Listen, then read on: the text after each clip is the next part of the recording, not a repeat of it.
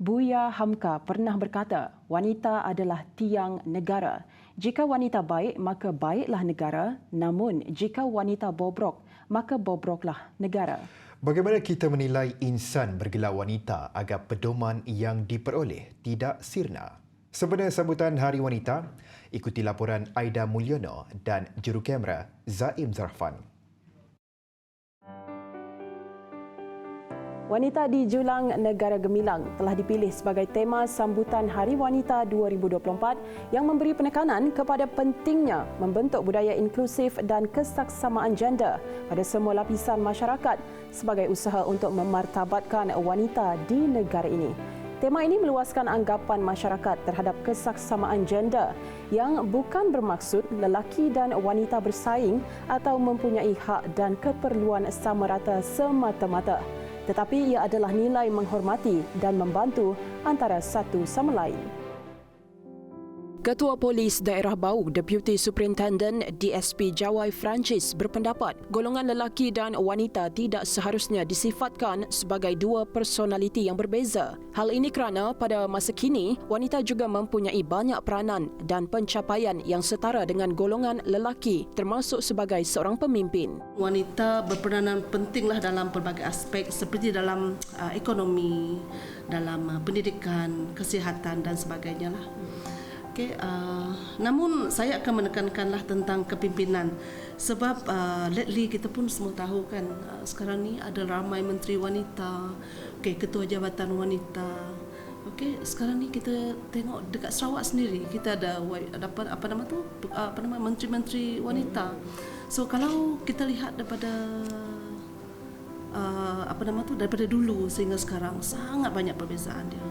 So meaning that pemartabatan wanita itu memang sekarang lately semua orang tahu yang wanita ini boleh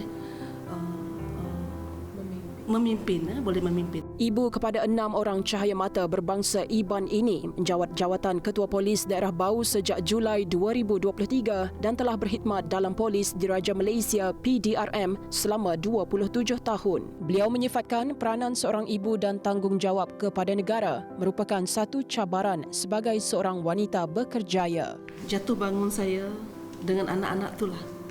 Tak semua anak itu sama.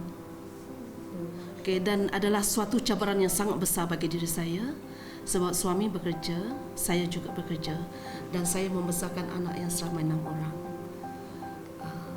Tetapi macam yang saya pernah kata, saya tak pernah mengenal arti gagal. Saya bangga dengan diri saya sebab saya rasa yang saya dapat membesarkan anak-anak saya dengan penuh kasih sayang dan juga bimbingan lah. Dengan bantuan suami jugalah. Saya rasa saya dah menjadi contoh yang terbaik bagi anak saya lah. Dan saya mahu semua itu dipraktikkan untuk ibu-ibu yang lain yang bekerja supaya diorang juga boleh bawa diri.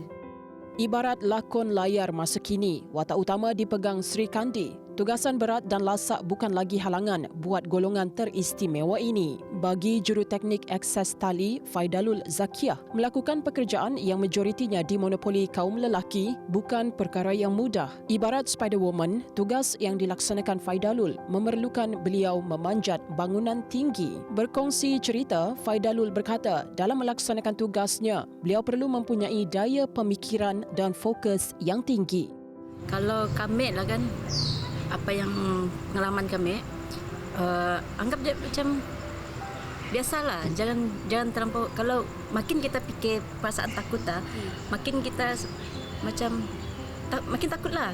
Gayat mau turun, mau buat apa semua kan. Tapi jangan banyak fikir. Kalau mau try.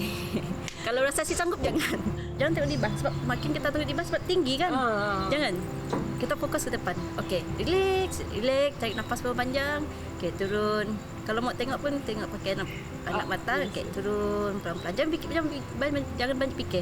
Tambah ibu tunggal ini juga, beliau pernah diminta untuk meninggalkan kerjaya berisiko itu dan mencari peluang pekerjaan lain. Pernahlah 2 tahun dah si waktu COVID tadi saya balik.